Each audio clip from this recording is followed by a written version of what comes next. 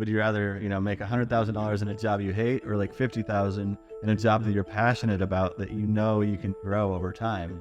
It's super fun to me, but why is it super fun? I know I can make money. Why do I know I can make money? I can control more of the economics. How did I do everything I did? It was the flipping of risk. Everyone's like, man, that is risky to invest in real estate. Why would you do that? Well, if you flip that around, if I don't take that risk, I'm going to be working for somebody else, a W-2, whatever. I'm guaranteed that. Welcome. This is the Ian Loves Real Estate Podcast, the inaugural episode.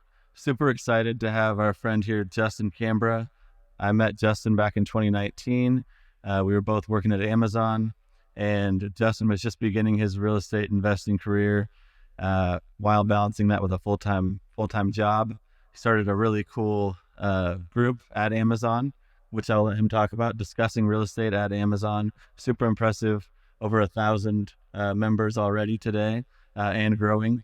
And, I just really wanted to bring Justin on here to talk a little bit today about his journey, how he was able to go from 0 doors to 45 properties and 125 units in only 6 or 7 years, retire from Amazon, and really just begin that new life in terms of financial freedom and really doing what he loves to do, which is invest in real estate, help other people invest in real estate, and create generational wealth for his family and others. So thank you, Justin, for being here today. Ian, thanks for having me. I'm super pumped up to be your first guest on your first podcast episode. This is going to be absolutely awesome. Looking forward to it. Awesome. So Justin, back in 2019 when we met, you had already loved real estate.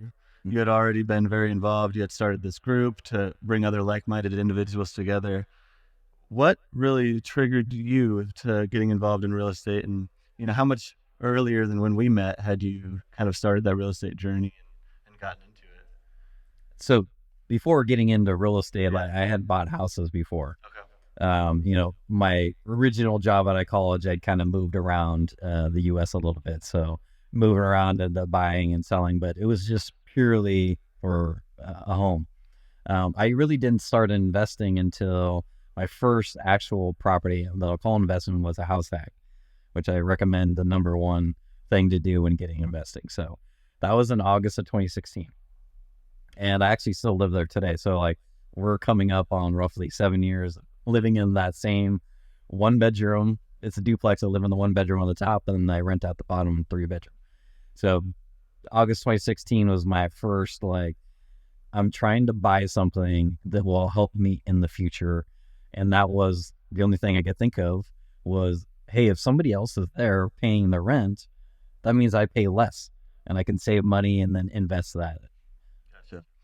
So when you had that realization that you could live in one unit, rent out the other, and have all of your expenses covered, what triggered that kind of realization? And because you had been owned a few houses before that and not necessarily had that click for you where you could potentially live for free and use that money to then create, wealth and reinvest that money into other properties. So did something or someone kind of trigger that for you? Or what was that kind of moment where you were like, hey, I could do this differently? So for me, it was out of, at the time I had moved up, I had left my old job. I was working for Safeway, and then I got my MBA at Berkeley, moved up to back to Seattle in 2013. And it was the most money I've ever made. And it was super cool working with smart people. And I had career switched from operations into finance. And what I learned after a couple of years is I like finance, I can do it, but it takes me 110% effort for somebody, maybe probably like you, for 80% of the effort.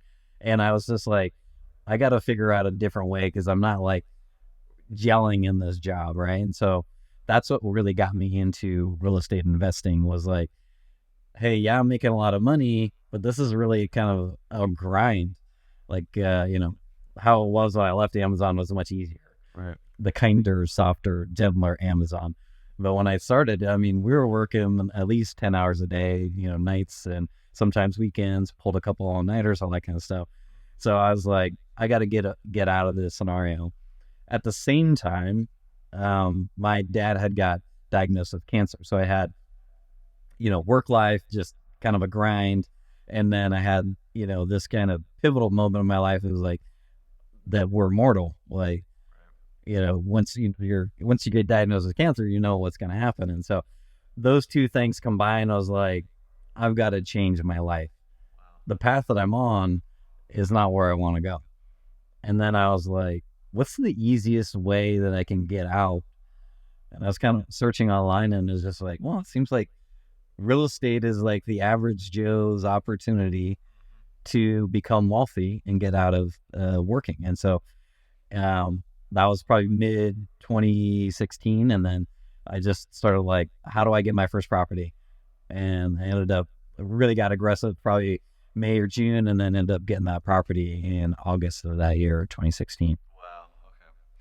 Yeah. So one thing that's really impressed me about you is how quickly you get information and you act on that information, right? One of the biggest things that hurts newer investors is often the analysis paralysis, where you evaluate hundreds of deals and you're looking for that unicorn, that perfect deal. But really the important thing is getting in and getting started. So I guess what has kind of separated you from that, or what makes you, is it your finance background, or what kind of makes you more comfortable just pulling the trigger and going for it? Is it the mortality that you talked about and how short life really is, or is it the background, maybe a combination of both, or what do you think that is? I think for me, like, it's the action thing. I've been thinking about this a lot, like, because I'm trying to codify, how did I do everything I did? Because I was just kind of a blur. And so for me, it was just, when I think back about it, and I tell other people now that I've got out, it was the flipping of risk. So everyone's like, man, that is risky to invest in real estate. Why would you do that? And I'm like, well, if you flip that around, if I don't take that risk, I'm going to be working for somebody else, a W-2, whatever. I'm guaranteed that. So when I flipped that around and I was like, it's risky for me not to do it, analysis paralysis goes out the door. Now, I did work at Amazon in finance and I could crank through spreadsheets. Did that help? Yes.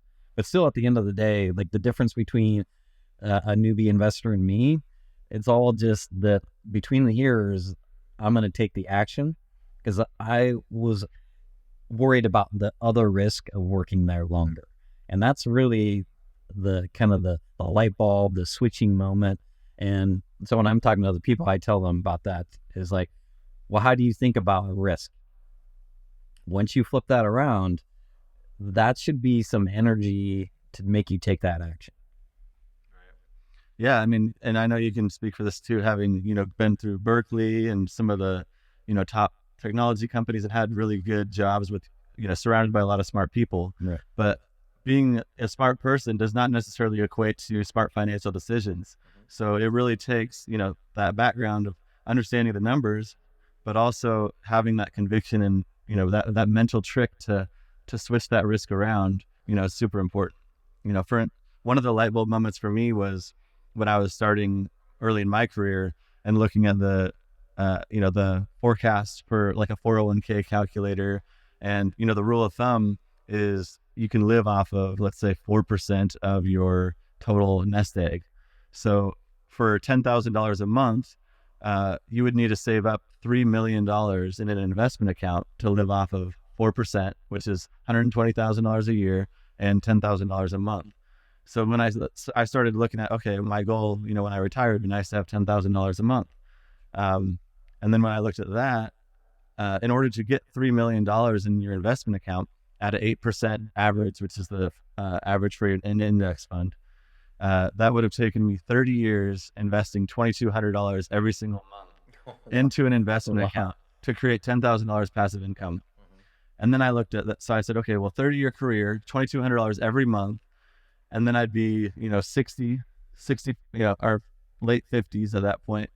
And then, I just realized like, that's way too long. And then you can do that in real estate with, a few properties. I know people do Airbnb that have maybe 2 properties and are creating $10,000 a month in passive income. So just really just like you said, looking at different opportunities, understanding that maybe the 401k is not the only option out there.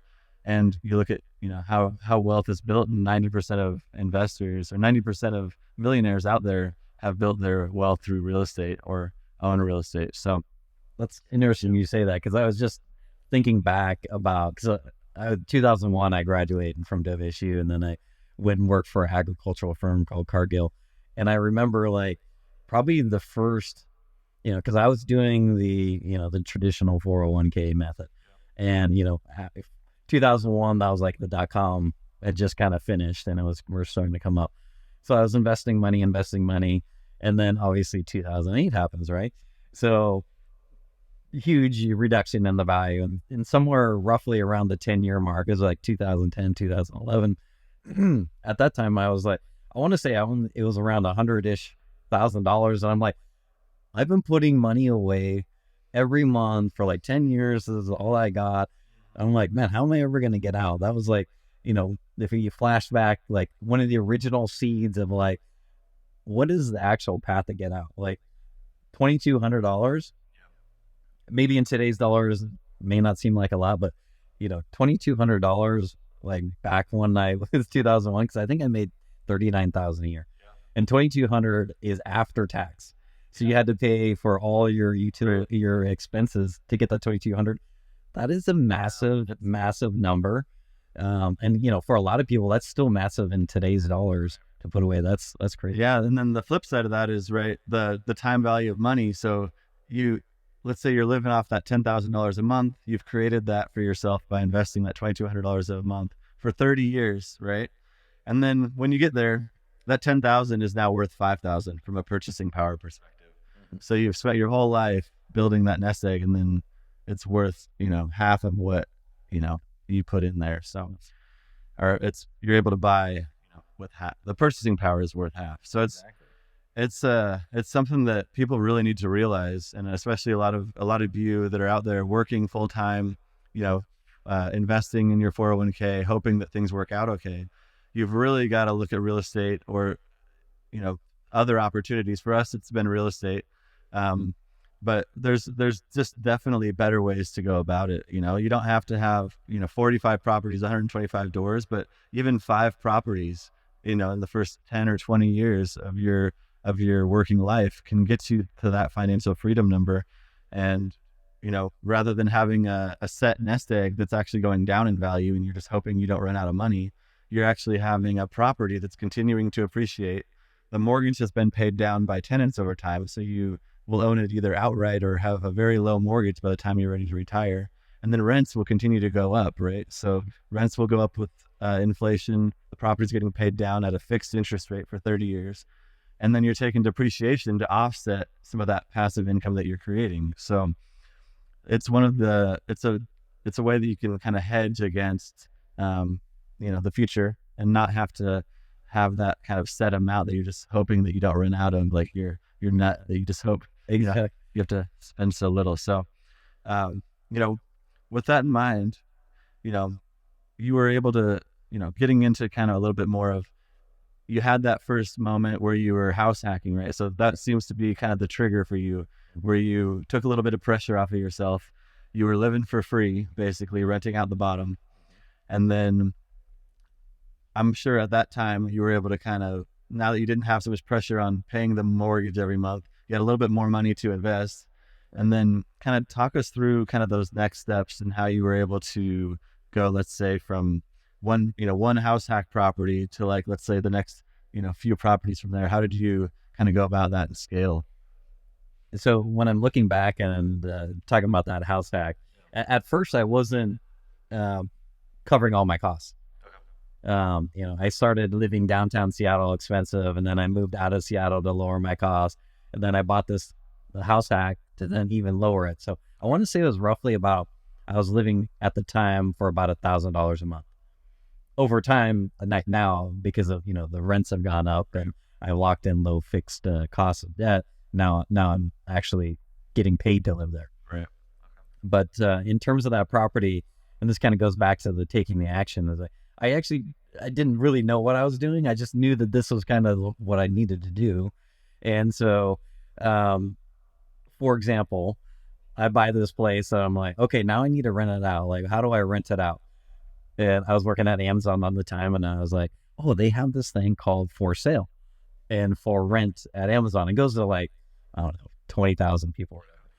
I literally put it on there like Friday afternoon at 4:05. Guy goes, I'll be there tomorrow. Oh crap.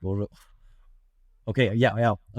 Here's the address, and we'll see you tomorrow. And he comes in, looks at the place, he goes, how much do we need for deposit? Hold on 1 second. My girlfriend was with me, and we're like, give us a minute. We turn around, I was like, how much should we ask for the deposit?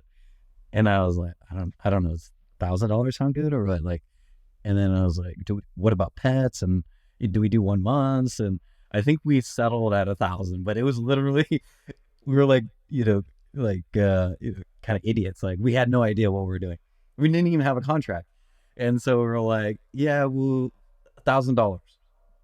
He's like, here, gives us a money order for $1,000. I was like, oh man, and he's like, where's the lease? Oh yeah, we have the lease. It's on our laptop, and we'll get that back to you. We didn't have a lease. We had no idea where. So then they leave, and then like the next, I'm like trying to figure out, where do I get this lease? I went to LegalZoom. I think I paid like $100 or something. And then I send this contract over to him. And this guy's very meticulous. Amazon guy, he reads all the words. This is like, what do you think about quiet hours? Quiet hours? I've never even heard of this before. What do you recommend? And he's like, well, we should tame things down by 10. Perfect. Love it. Put in their quiet hours for 10 o'clock. So like, literally, I'm stumbling through this. And he ends up signing the lease and was a great tenant the whole time. And then ultimately, he ended up getting a new job outside of Amazon. And at that time, I was like, why don't I try this Airbnb thing out? So I ended up doing Airbnb at that point in time. But that was about 2 years into renting him. And so back to your original question. So after the first one, how did I go to the second one? So with Amazon, with tech companies, you get what are called some sort of stocks or options, like Amazon's restricted stock unit. So I was in a fortunate situation where I was in the years 3 and 4 of my original contract, if you will. So I had a lot of these RSUs coming in, and the stock price is going up. So I had money coming my way. I was like, okay, I got this one. Now I want to buy another one. And my finance background, I was looking at, if I don't live in it to lower my costs, like how do I make money? How do I make cash flow? Nothing really around Seattle was cash flowing. And so my brother at the time was living in Yakima, and I'm like, I'll check out Yakima.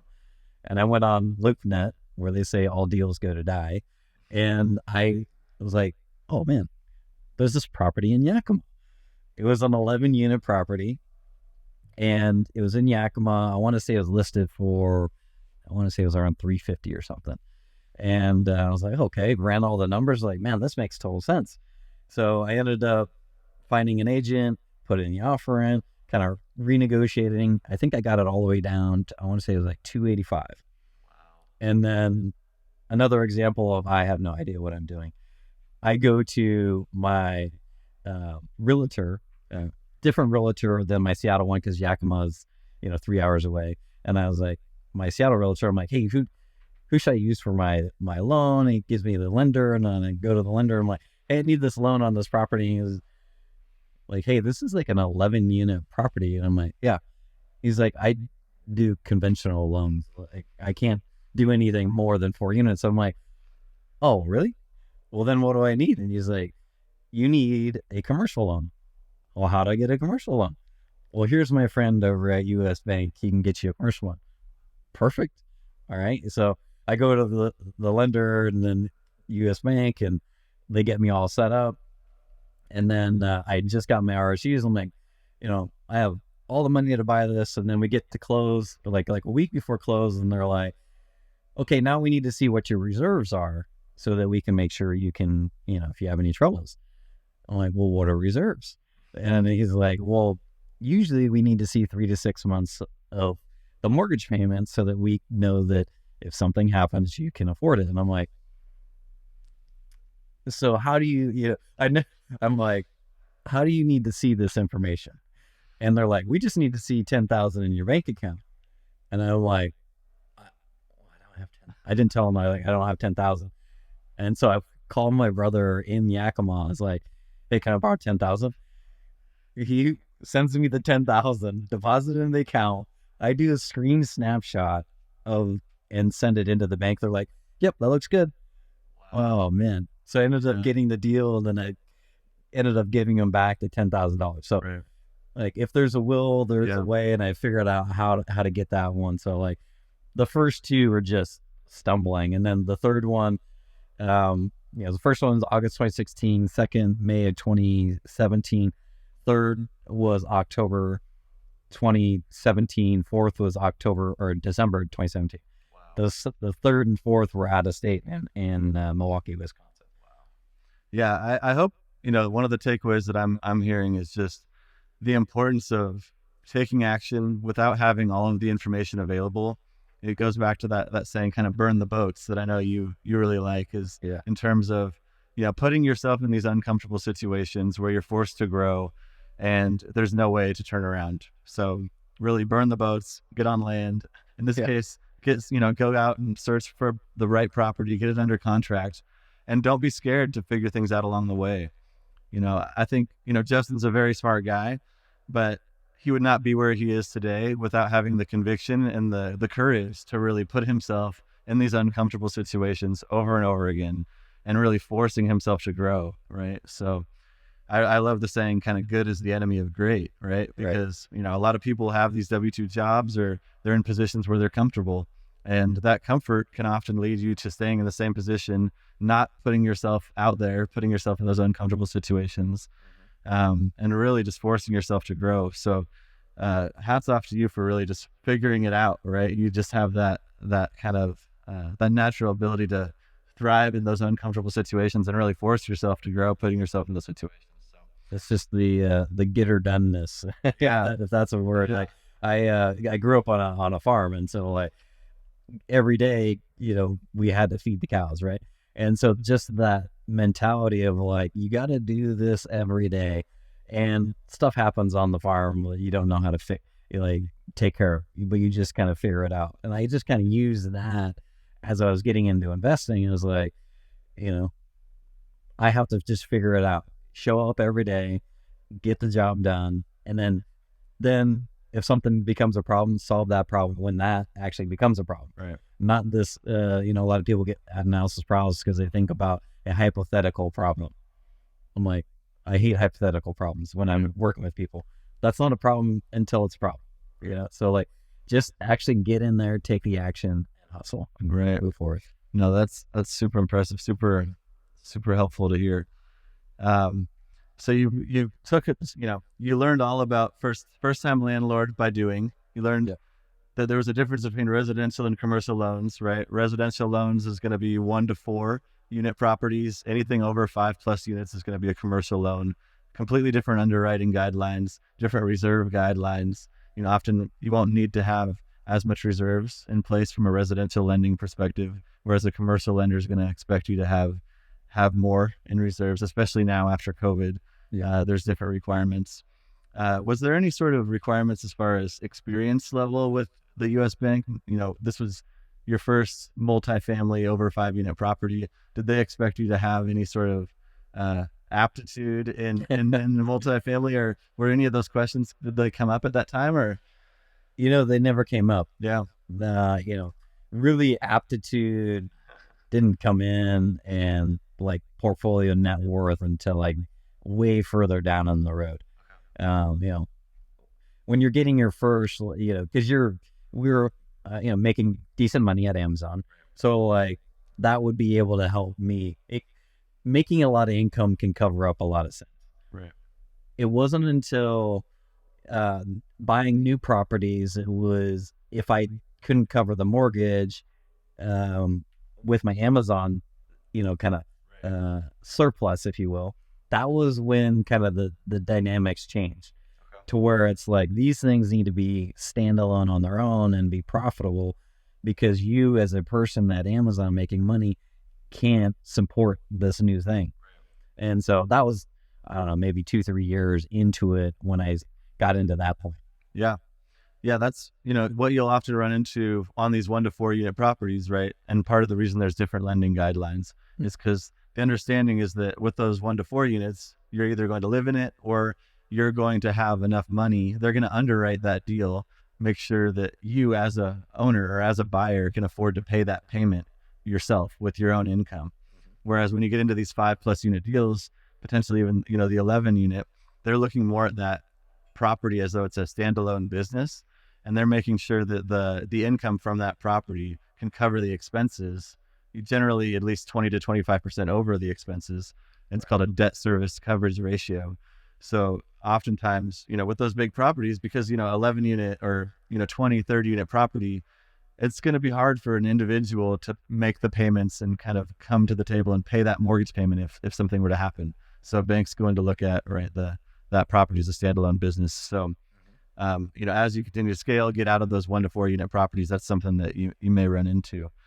So when you were, scaling, right, you're still, this is amazing that you were able to do this in 6 or 7 years, go from having this idea, house hacking, and then to financial freedom, full-time real estate investor in that sort of a period. Did you have, we talked about the fact that you kind of had that switch in terms of it's risky to do something, but it's also risky not to. Did you have kind of what was your goal in terms of getting out of the rat race, getting out of your W-2? Did you have a dollar value goal, a day, like I guess a retirement age goal, or kind of what was your North Star when you were working towards that retirement number, and kind of how did you set that for yourself? So I didn't even get into like goal setting. I don't even know. It was a couple of years after. Wow. My whole thing was like, I just need to do something to start making some money. The very simplistically, my money needs to make money while I'm doing nothing. And so if I just needed to get into the game, start buying some properties, I really didn't even think about like, well, how many is that you need? Because I was like, buy. If I buy, then I can figure it out down the road exactly how much you need. And when I started getting into like, what would it take to retire? I kind of was like mental, for a lot of people, they'll say like $10,000 a month. And that's kind of what I was focusing on. And then I was like, at what age, at what time? And so really for me, like I didn't like really set a date on like when I was going to retire until, a few years in, and I was talking to friends and, people that I don't see all the time. It was I think it was at a Cougar football game, and I was like, I'm working real hard. I'm going to retire. And this guy goes, you say that every year. And I was like, wow, that's true. I do say that every year. And like, you need to have a date to put some pressure on you. And so then I was like, okay, I want to retire. And I think at that point in time, I was like 2 years. I was like, okay, because I had owned, I don't know how many properties at the time. I was like, man, I think in 2 years I can keep on this pace and then get out. And then that's when I got into the time. So 10,000, and then the time at that, I think I was 41, and I was like, hey, my goal was like in 2 years, like 43. So I tried to retire by my 43rd birthday. I didn't hit the birthday because I had a BRRRR project, and buy, rehab, rent, refinance, repeat project, which took me way longer than I thought, way more money than I thought. And the only way to get out of this deal is I had to get long-term financing. To get long-term financing, this is a commercial property, I had to have a W-2 to support it. And so I ended up not retiring until kind of magically worked Labor Day. So it was like September 2nd of 2022. That's when I got the takeout loan. That's when I was able to retire. Wow. Okay. Yeah, that's super important takeaway in terms of, a lot of people want to get into investing. They want to, hold these properties for passive income, create generational wealth. But they don't consider, right, when you get into these properties, if you really want to hold them long-term, there are creative financing strategies that we'll get into, but having credit, having that stable income is so important on the back end. You can generally get into a property up front with potentially, a hard money loan or, private money from a family or friends. But if you want to refinance on the back of that, after you've added some value, go into the bank with that stable income, whether it's a W-2 or often it'll be 2 years of stable income history if you're like a real estate agent or a independent contractor of some sort. But having that stable income and having that good credit on the back end is really required if you really want to build your portfolio and hold on to those properties long term and create that passive income. So, and when you say that, I just thought of this as you're saying this is like, because if you're in tech or, you have a high paying job, that's like income statement wealthy. Right. For what you need to kind of think about in transition is you need to be balance sheet wealthy. Right. The balance sheet is what helps your credit score, because obviously you want higher assets, lower debt to equal, balance sheet will get you your owner's equity, if you will, going back to my accounting days. Okay. And so really the goal there is you got to control that debt ratio such that you can keep your credit score up to be able to be credit worthy to keep acquiring these properties. And so, you're starting to manage, your balance sheet more versus the income statement as you progress into your estate. Yeah, no, that's like expert level stuff right there in terms of, laying that foundation, right, with consistent income, W-2, the more traditional, I'll say, getting into properties with, 10, 20% down, conventional loans, and then leveraging that job. So if you're in a position now where you have a W-2 or a consistent income, leverage that, right? Don't quit too early to where you don't have enough property or enough passive income or alternative means of income to replace that W-2 income.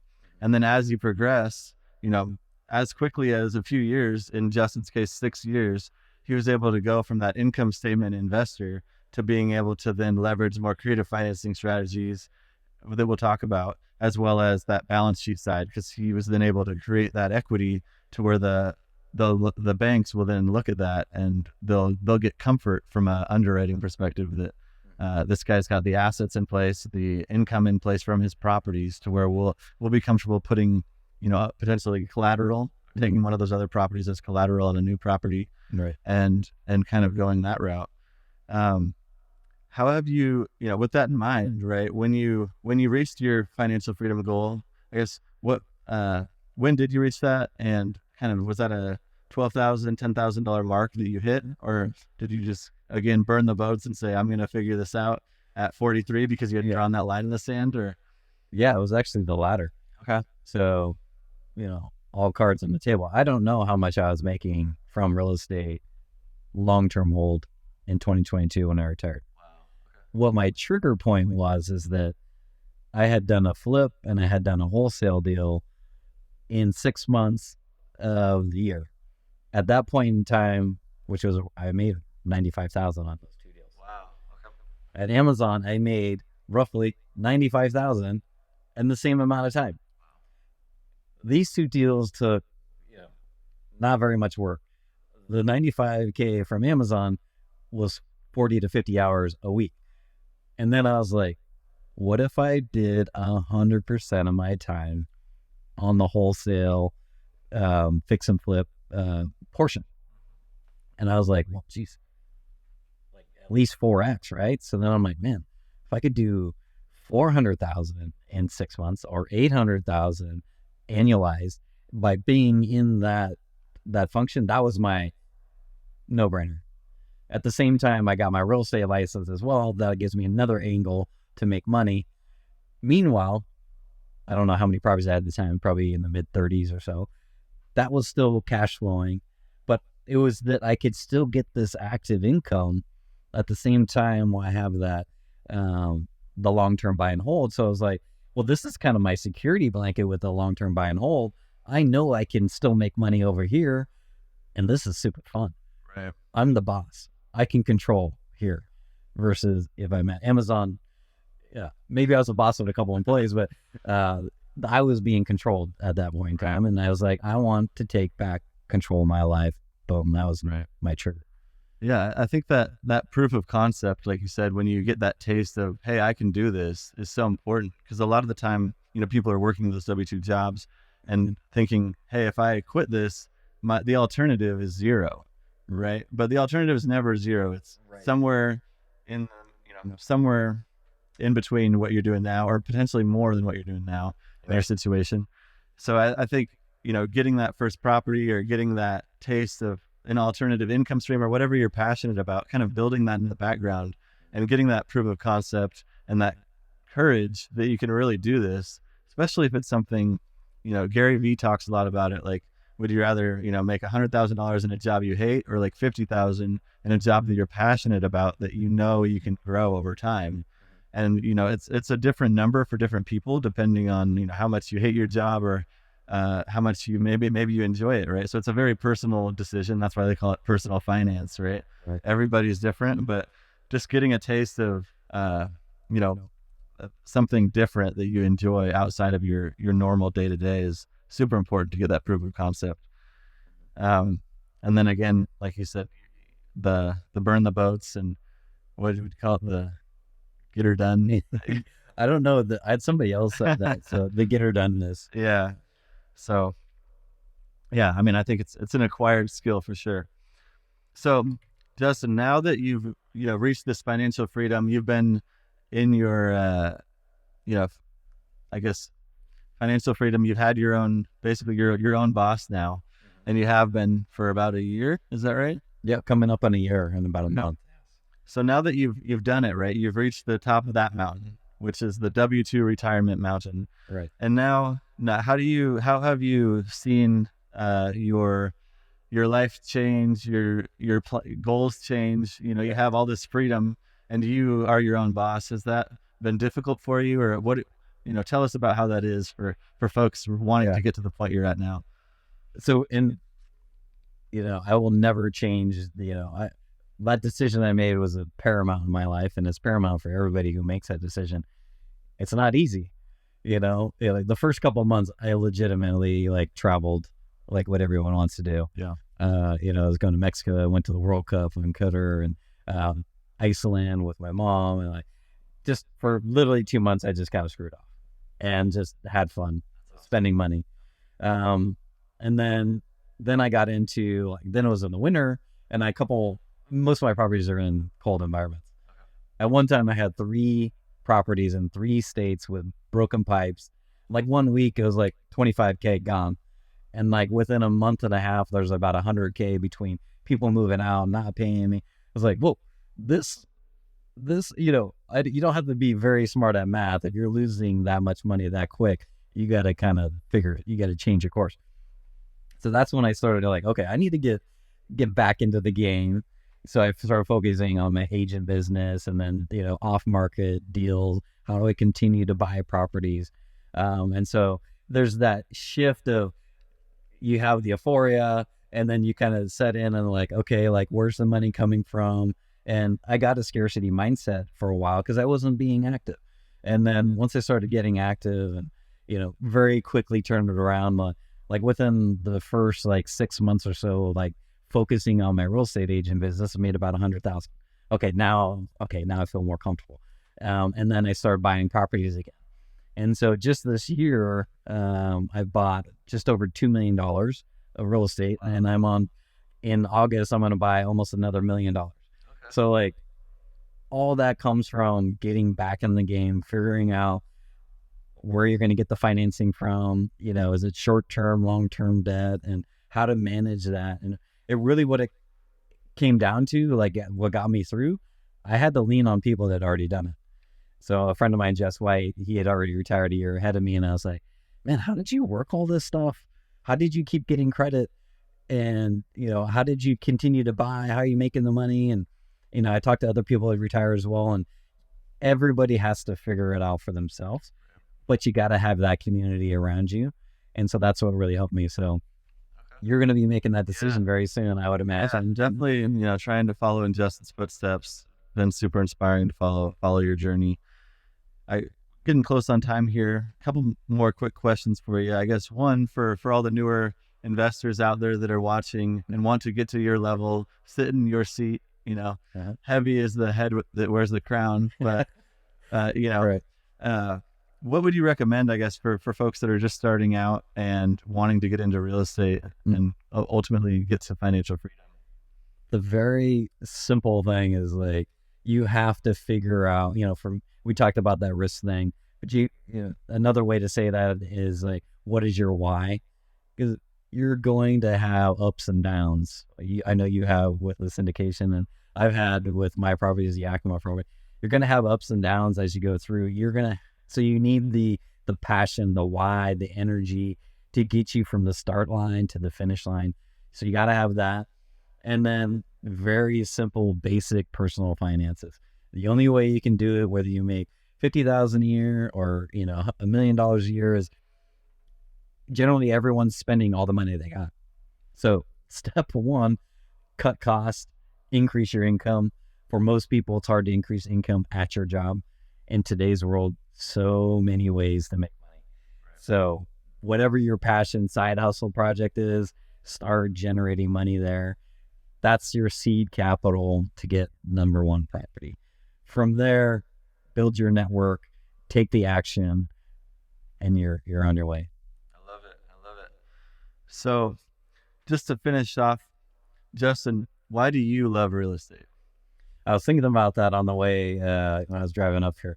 And it really comes down to, it's super fun to me. But why is it super fun? I know I can make money. Why do I know I can make money? I can control more of the economics. So back in the day when I was working and I was just hustling, trying to make enough money, I was like, buying lottery tickets. I used to gamble a lot, like probably addicted to gambling, right? Because I was trying to find a way out. And that was the only way I knew. But once I figured that real estate, it's slanted, the tax code slanted in your favor. You mentioned earlier, fixed cost. If I control the biggest cost is flat, everything else revenue from rents is going up. These things I can control in my favor to where I can control my destiny. So it's so much fun. And now it's even funner being an agent, being a friend to other investors, is that when I help them get their first property, their second or their next one, seeing them get to financial freedom, there's no dollar amount on that. That just feels really good. And that to me, if I can do that through real estate, that's what makes it so much fun. That's awesome. Yeah. So thank you so much for coming on today. How can our guests find you, Justin? Want to learn more? So main thing for me is I'm on Instagram. If you go to Instagram, it's 4JC Cambra. So the number 4 JCCAMBRA. And that's where you can find me. Hit me up on a DM there, and happy to connect with you anytime. Talk real estate. Awesome. Well, again, thank you so much for your time. We learned a lot today. I hope everybody out there took a few nuggets from this conversation and get out there and take action and find that next deal.